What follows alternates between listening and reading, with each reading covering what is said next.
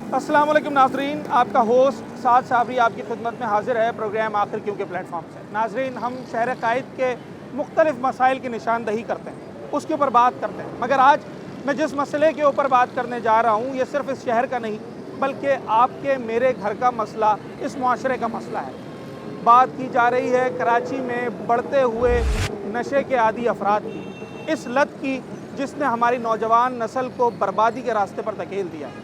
कराची में हर गली मोहल्ले में, हर सड़क चौराहे पे आपको नौजवान नस्ल खुलेआम नशा करते हुए दिखाई देती है।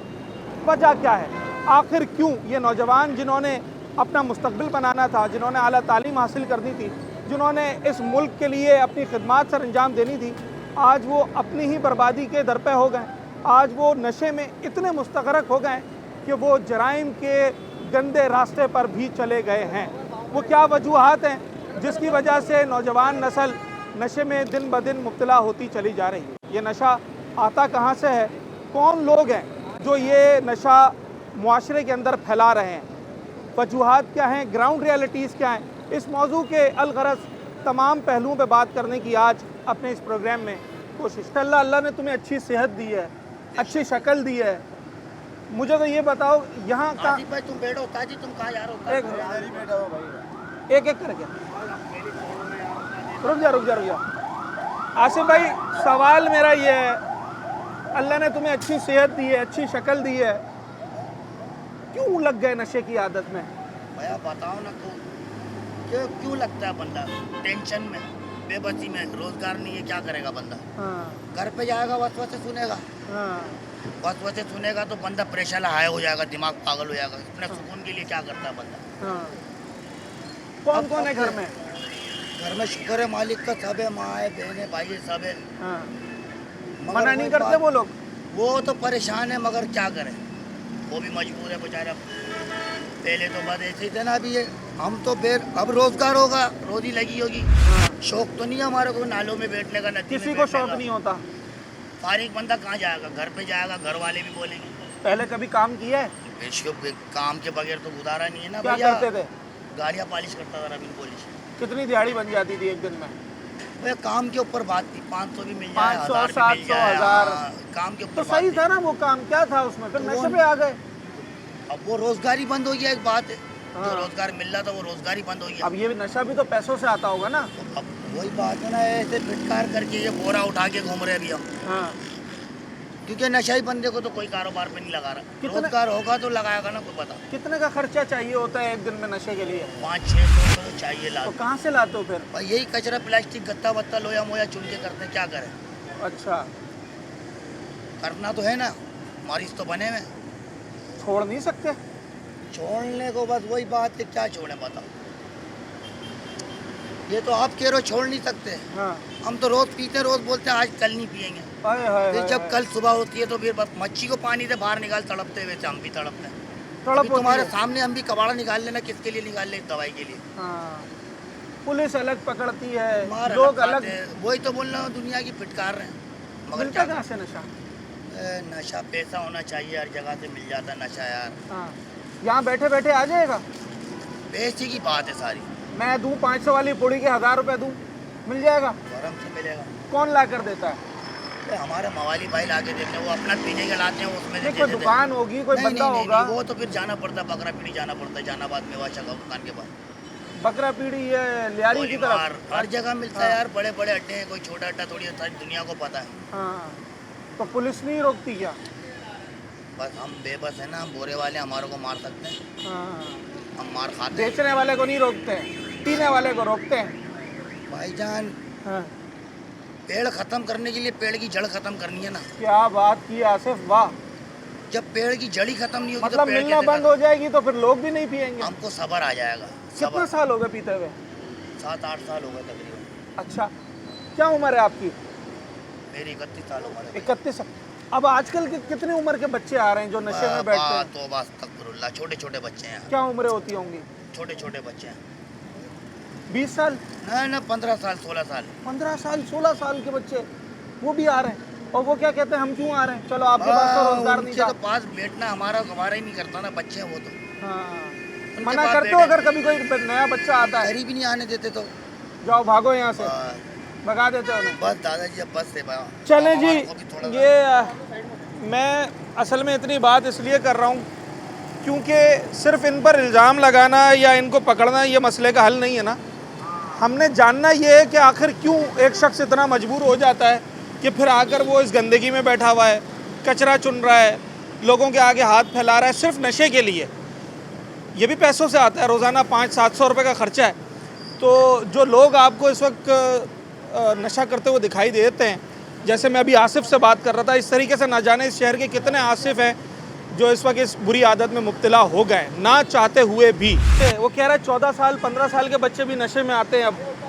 पुल के नीचे जो है ना, पता नहीं 200-300 बच्चा पड़ा हुआ है। 200-300? हाँ, यहाँ से जाएं आप देखते जाएं, ये सारे पूरा इलाका घेरा हुआ है। हाँ, क्या वजह है, आपको क्या लगता है ऐसी कौन सी परेशानी है? उनकी पता नहीं क्या परेशानी है। औरतें लगी हुई हैं और नौजवान लड़कियां लगी हुई हैं। हाँ, और नौजवान लड़के हैं, ये बुजुर्ग हैं, हाँ।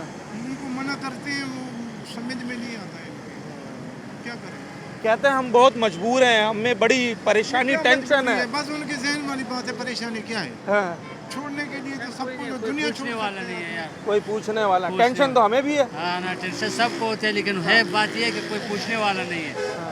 दिन को 100 होते हैं, रात को 250-150 तक पहुंच जाते हैं। हर दूसरे दिन बढ़ते चले जा रहे हैं। जो कभी कभार यूनुस भाई ले जाते हैं, हाँ। लेकिन फिर 2-3-4 दिन बाद देखो वही लड़के इधर ही हो गए, क्योंकि हमारा इधर 10-20 साल इधर गुजर गया, हमारे 20 साल इधर गुजर गया काम करते हैं, हम इधर काम करते हैं। नहीं है, लेकिन यही देखता रहता है, यही चक्कर है, कोई पूछने वाला नहीं है। हमारे गवर्नमेंट से गुजारिश है कि इसके ऊपर थोड़ा ध्यान रखो, ये भी इंसान है। आते हैं पैसे लेके, पुलिस वाले ही पैसे लेके चले गए, वो इनसे भी जो खुद 5-5 रुपए के लिए तरस रहे हैं, इनसे भी पैसे ले जाते हैं। चल ठीक है जी। सर, नौजवान नस्ल क्यों लग रही है नशे में? हम तो कहते हैं नशा छोड़ दें, अच्छी बात है। ये गंदगी वो दिमाग में आ जाती है ना, नौजवान भी बीमार हो जाते हैं, बच्चे भी खराब हो गए, छोटे छोटे।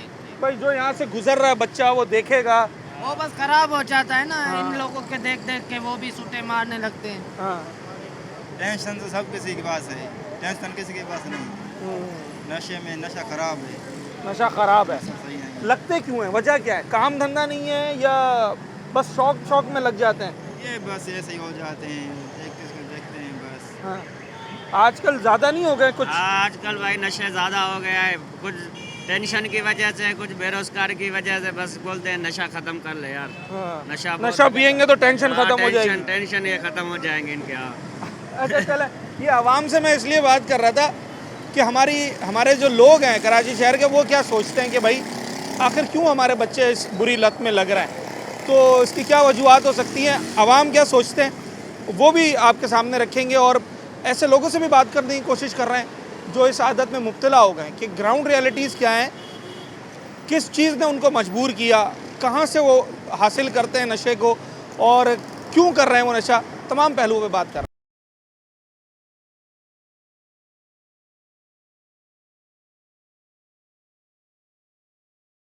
मैं सवाल ये कर रहा था, नौजवान हो, अल्लाह ने सेहत दी है, अच्छी शक्ल सूरत दी है, इस गंदगी में पड़े हुए हो। बस कहते हैं ना कि यार कुछ मसले मसाइल, कुछ ऐसे वजूहत होते हैं ना जिसके लिए ना चाहते हुए भी ना इस दलदल में पैर रखना पड़ गया। पहले तो एक ज़िद थी, फिर एक नादानी भी थी। हाँ। उस वक्त कोई ऐसा मिला नहीं कि कोई हाथ पकड़ के ये बोले कि यार ये रास्ता खराब है। ख़राब है। हाँ। उस वक्त अपने मफाद के लिए हो या फिर अब दुश्मनी के लो, एक कहते हैं ना आस्तीन में पला हुआ सांप, खुद ही लगाया, करो हाँ। करो नशा। ये 2 दम मार गम भूल जा। अच्छा, ऐसी हाँ। बातें करते थे। अपना बन के पीठ पे ऐसा मारा कि ना कह सका ना सह सका। ना कह सका ना सह सका। पहली दफ़ा कब किया था नशा, कितने साल की उम्र में? पहली दफ़ा तो जैसे छोटी मोटी तो सिगरेट या फिर मावा, मगर अब के बाद ना तो जहर को मुंह लगाना पड़ गया। कौन सा नशा करते हो? मैं आइस। कितना टाइम हो गया ये करते हुए? 3-4 साल। 3-4 साल बस? पर बेहद किया। बहुत पीते हो? हाँ, बस ऐसा कि खुद को मिटा दूँ। वजह क्या है, क्या ऐसी क्या परेशानी है? और नशा करने से क्या वो मसला हल हो गया? नशा अगर नहीं करूं तो शायद मैं उसे ही मिटा दूं। मैं तुम्हारी पर्सनल लाइफ में ज़्यादा नहीं बात करना चाह रहा, मैं शॉर्टकट में कह रहा हूं मोहब्बत की बात है।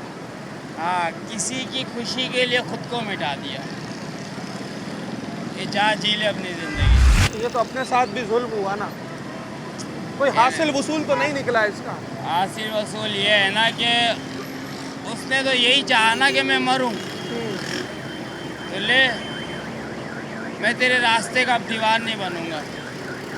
तो ये जान से ज़्यादा चाहा और तूने ही जान ले ली। मांग के तो देखती मैं ऐसे ही दे देता, पीठ में मारने की क्या ज़रूरत है। अम्मा अब्बा वालिद साहब नहीं है, वालदा हैं? वालदा भी समझो अपने हस्बैंड के साथ है।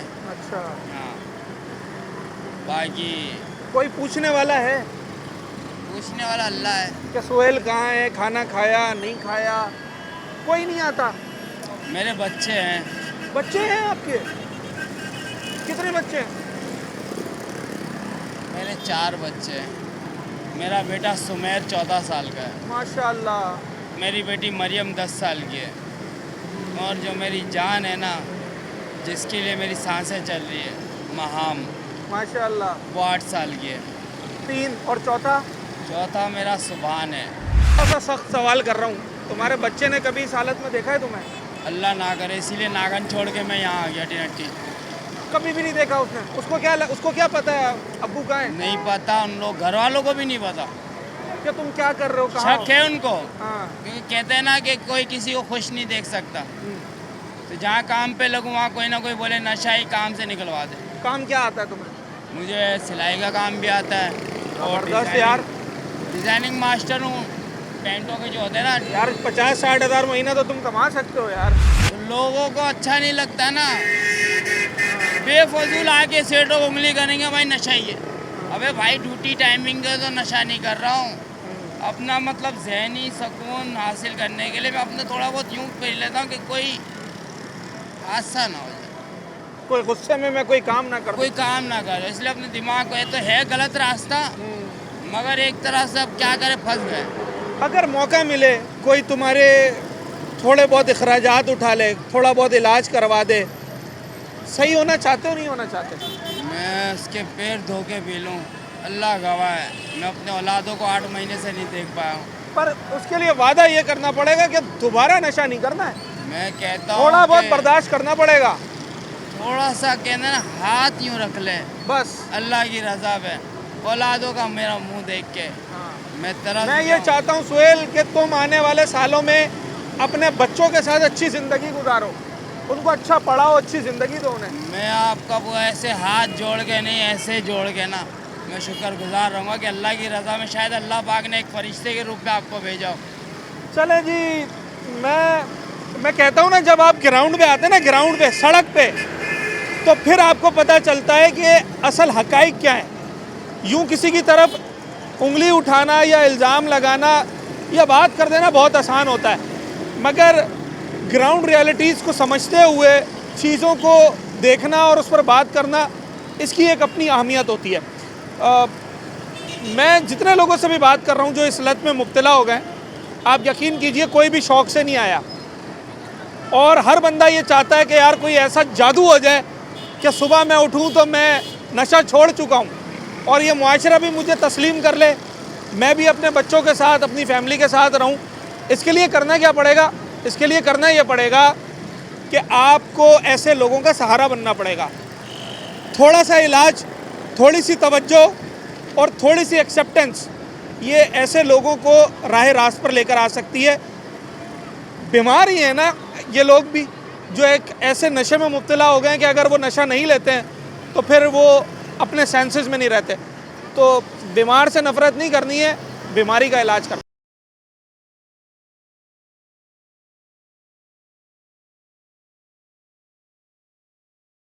में क्यों लग रहे हैं नौजवान? बिक रहा है तो लग रहे हैं ना, ये चीज़ बिकेगी तो लोग लगेंगे नहीं कि यार ये बिक रही है, तो क्या वो बोलेगा मैं चेक करके देखूँ इसमें क्या आता है, इसमें क्या मज़ा है क्या नहीं है, ये बात है।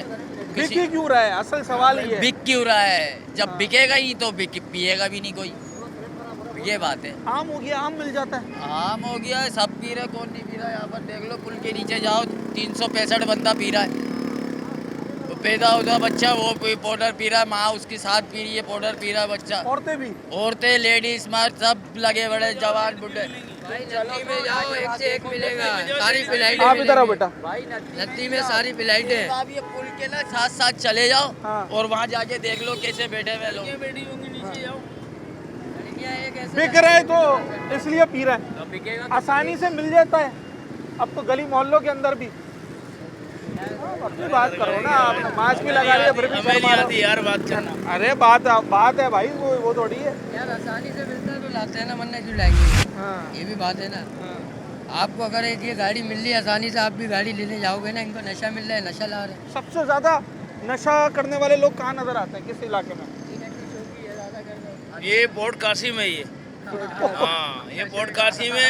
यहाँ आपको पागल भी मिलेंगे, यहाँ पे आपको नफसियाती भी मिलेंगे, सारे आपको तिनट्टी में ही मिलेंगे आपको।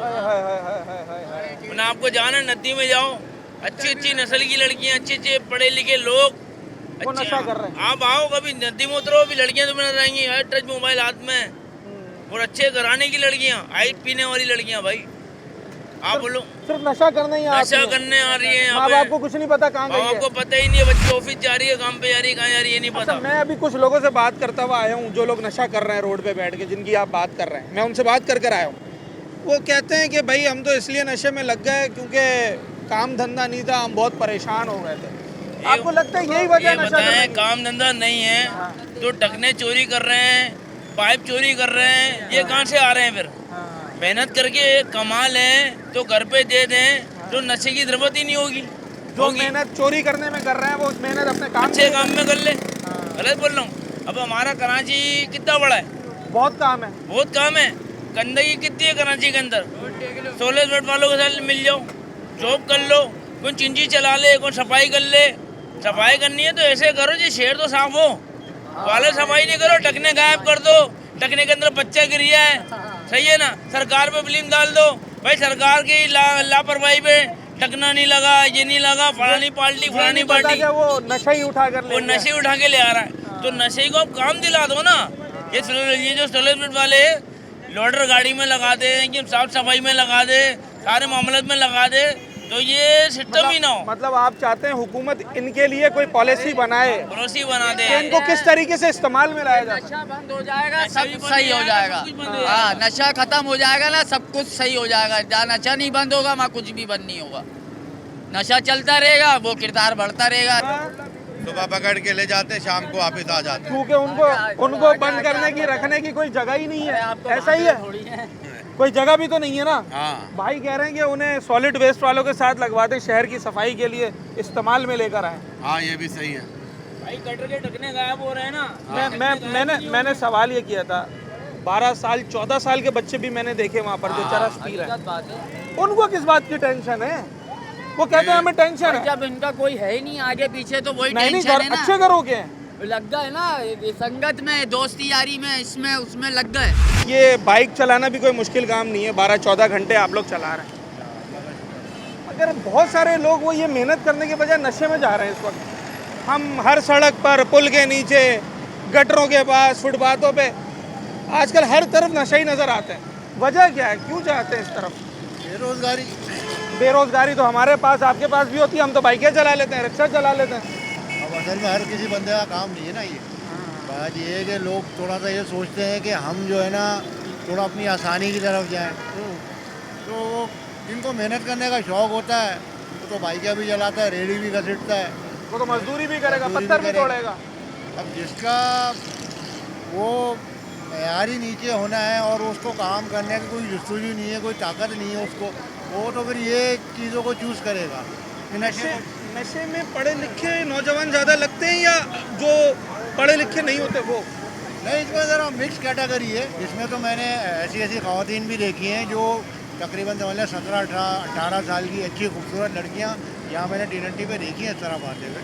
अच्छी ड्रेसिंग लगेगा ही नहीं कि भाई ये, बिल्कुल और वो गटर में बैठी हुई है। बैठी हुई है। यहाँ चले जाएँ, जेल चौरंगी के नीचे चले जाएँ, वहाँ पे अक्सर आपको रात के 1 बजे 2 बजे ऐसी कैटेगरियाँ मिलेंगी। ऐसे लोग आते हैं और अच्छे यंग लड़के 20 साल 18 साल और तकरीबन 22 साल, ये एक लिमिटेड एज है जिसमें ना ये हमारी जो नस्ल है ना इन्वॉल्व हुई हुई है इस वक्त। अगर हमें इसकी रोकथाम करनी हो या हमारी हुकूमत को रोकथाम करनी हो, क्या किया जा सकता है? कोई हल है?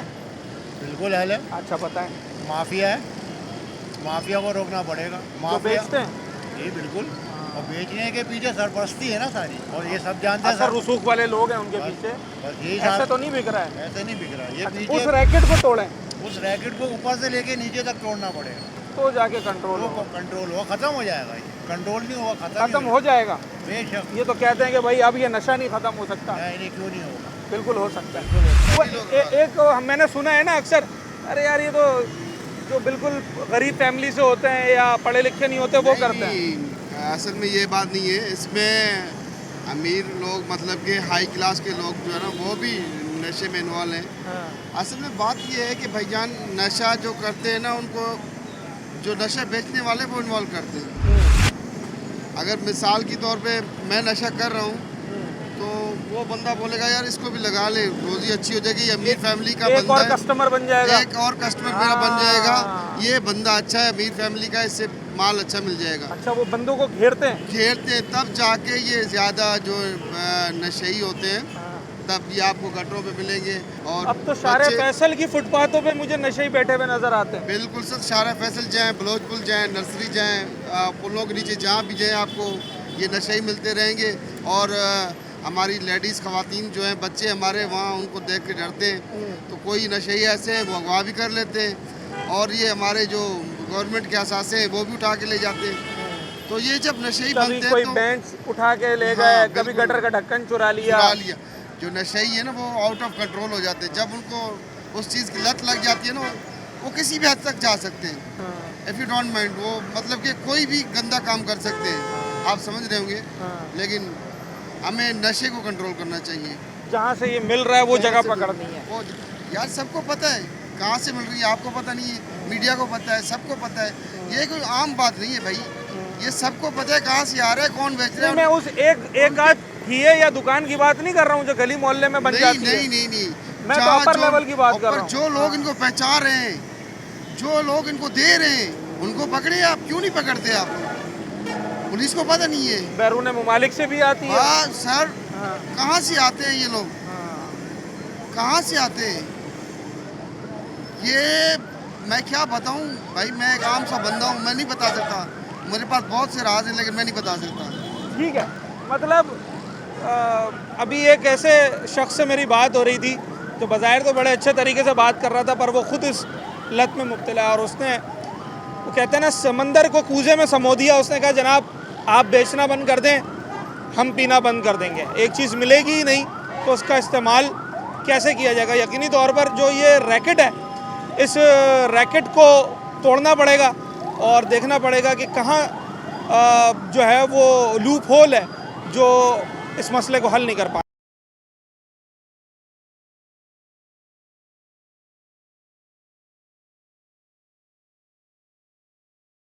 नाज़रीन, जिस मौजू पर आज हम बात कर रहे हैं ये हसास मौजू है और ऐसा मौजू, ऐसा मसला जो इस वक्त मुआशरे के अंदर सराहियत करता जा रहा है।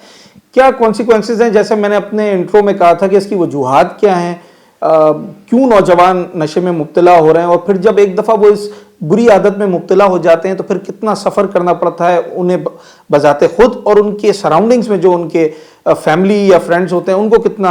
इस वक्त क्या कुछ हो रहा है, इन तमाम तर चीज़ों पर बात करेंगे। डॉक्टर यासीन साइकेट्रिक क्लिनिक में मौजूद हैं, किसी तारुफ का मोहताज नहीं है। अरसे दराज से कराची के अंदर जहनी अमराज में मुब्तला, नशे के लत में मुब्तला लोगों का इलाज करते आ रहे हैं, उनको गाइडेंस देते आ रहे हैं, अवेयरनेस फैला रहे हैं। डॉक्टर शफीक यासीन मेरे साथ इस वक्त मौजूद है।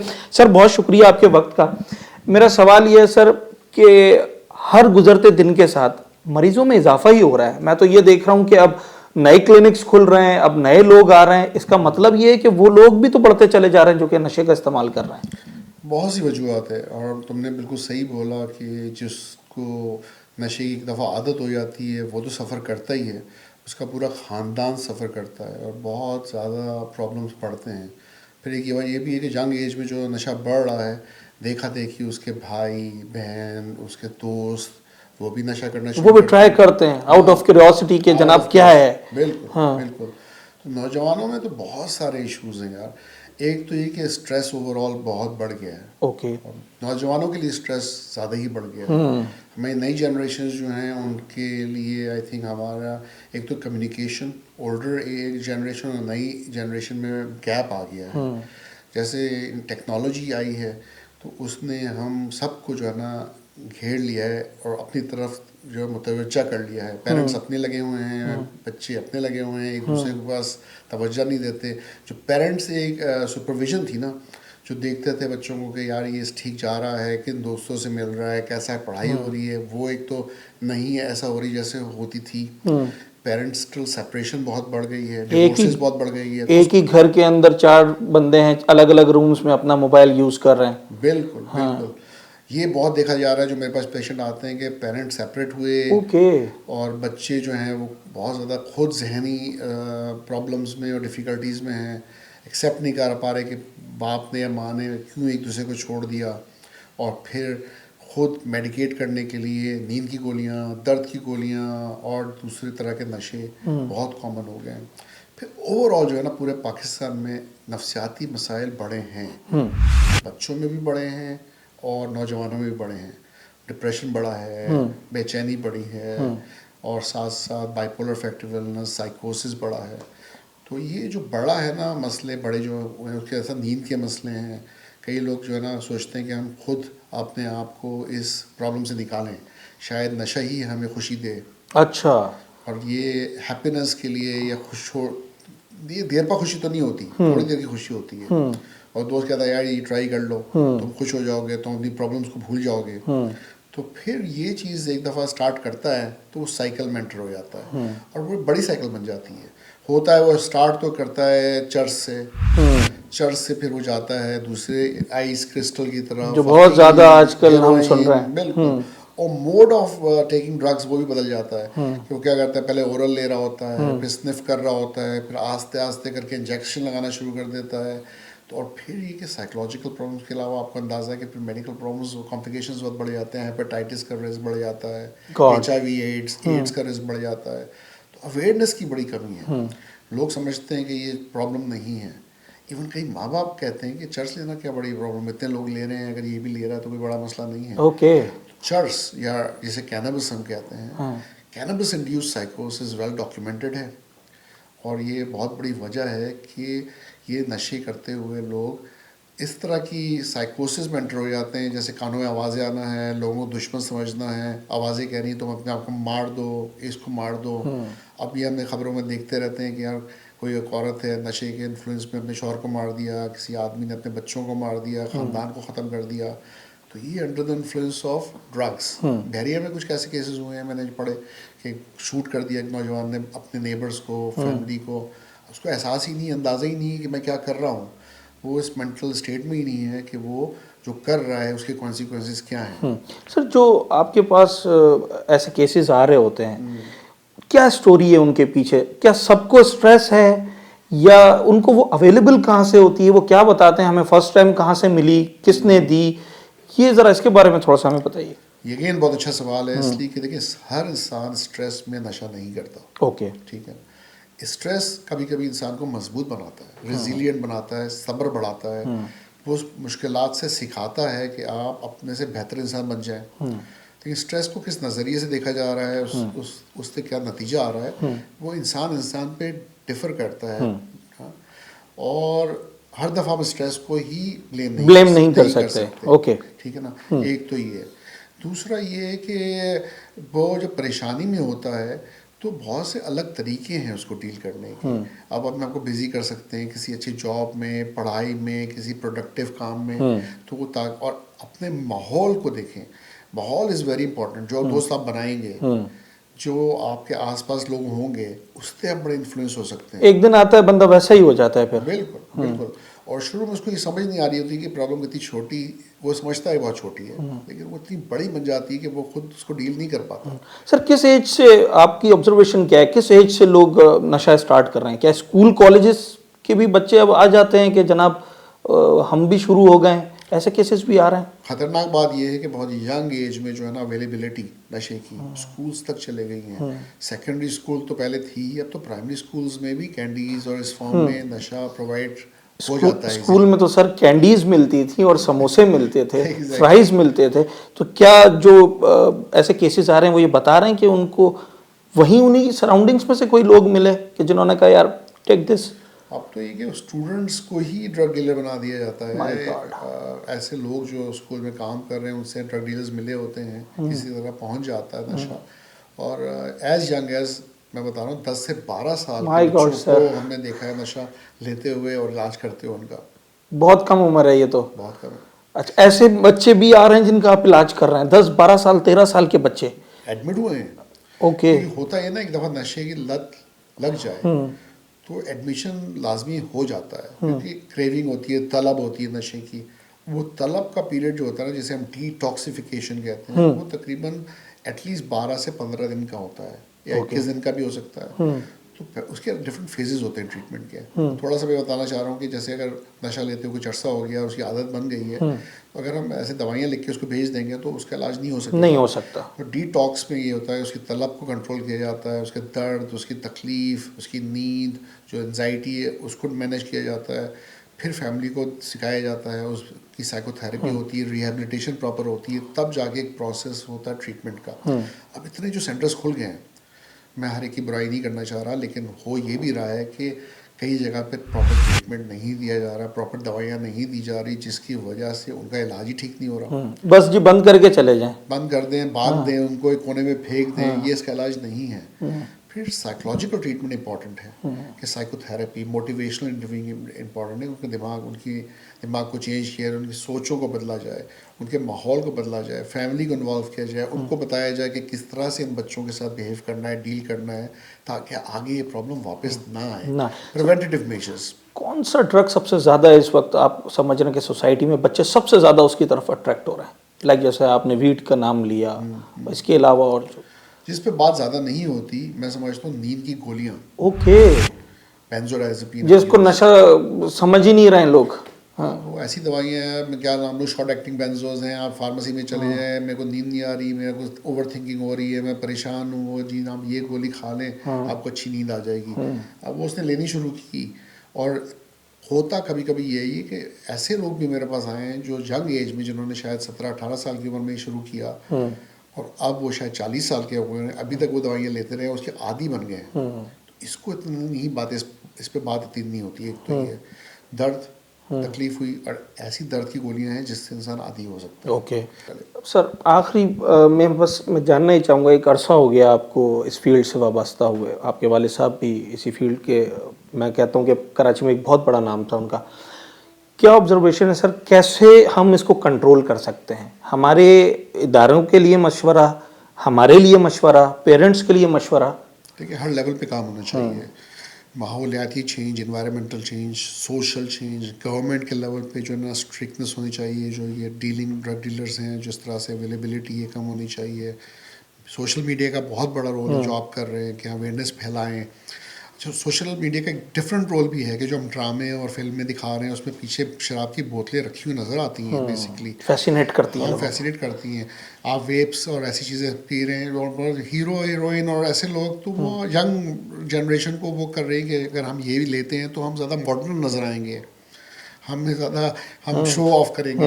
तो ये चीज़ें भी नेगेटिव हैं। फिर ख़ानदान का इन्वॉल्वमेंट बहुत इंपॉर्टेंट है। झड़कना, क्रिटिसाइज़ करना, बच्चों को के ऊपर ज़्यादा बर्डन डालना, एकेडमिक जो प्रेशर आ रहा है, इवन एजुकेशनल लेवल पे भी हमें काम करने की ज़रूरत है कि हम क्या वो चीज़ें चेंज करें कि एकेडमिक प्रेशर कम हो, लेकिन हम राइट तरीके से वो सिलेबस बनाएं बच्चों के लिए जो कि अचीवेबल हो। कम चीज़ें पढ़ाएं, लेकिन वो चीज़ें जिससे वो सीखें। सिर्फ ये नहीं, अब मैं बहुत पुरानी, मैंने फिज़िक्स की मैं एग्जांपल दे रहा हूँ। यंग बच्चे जिन्होंने अभी एग्ज़ाम दिया, मैट्रिक का, इंटर का, उसको मैं सिंपली एक फ़िज़िक्स के कुछ सवाल पूछता हूँ तो कहते हैं हमें याद नहीं, 6 महीने पढ़ा था। कॉन्सेप्ट के साथ नहीं पढ़ रहे हैं। हमारी एजुकेशन को बेहतर होना चाहिए, और फिर एम्प्लॉयमेंट मिलनी चाहिए लोगों को। हर सतह पर काम करना पड़ेगा तो जाकर हम इसे कंट्रोल कर सकते हैं। बिल्कुल। अच्छा, जहाँ सिर्फ आप अवेयरनेस की बात करते हैं तो ये तो वो कहते हैं ना कि ये तो फर्स्ट केयर है, आपने अवेयरनेस देकर इस काम का आगाज़ करना है। उसके बाद जब आपने अमली मैदान में आना है तो फिर बच्चों के इंस्टीट्यूशंस पर, बच्चों के फ्रेंड सर्कल पर, अपनी फैमिली में, उसकी सराउंडिंग में उस पर नज़र रखनी है। डॉक्टर के मरहले तक तो आते आते शायद बहुत देर हो जाती है, उससे पहले ही अगर कंट्रोल करना पड़ेगा। और सबसे बड़ा मसला दस्तयाबी, अवेलेबिलिटी का है कि ये मैसर कहाँ से आती है। एक ऐसा बच्चा जो कि पढ़ने के लिए किसी अच्छे स्कूल में गया है, पढ़ने के लिए किसी अच्छे कॉलेज यूनिवर्सिटी में गया है, और अगर वो वापस आते हुए अपने बैग में कोई ऐसी ड्रग लेकर आ रहा है जो फिर आने वाले दिनों में उसका मुस्तकबिल बिगाड़ देती है, तो सबसे पहले उसकी रोकथाम के लिए बतौर गवर्नमेंट, बतौर इदारे अपना किरदार उन्हें अदा करना पड़ेगा। उम्मीद करते हैं आज का जो प्रोग्राम है, इसका जो मकसद है वो लोगों तक पहुँचे और इस चीज़ को उतनी ही संजीदगी से लिया जाए जितनी संजीदगी से लेना चाहिए। सबसे बढ़कर हमारी जो इंतज़ामिया, हमारी जो हुकूमत है, वो इसकी रोकथाम के लिए अगर अपने ठोस इक़दाम करे तो इन चीज़ों को रोका जा सकता है। अपने होस्ट साद साबरी को इजाज़त दीजिए, अगले प्रोग्राम में मुलाकात।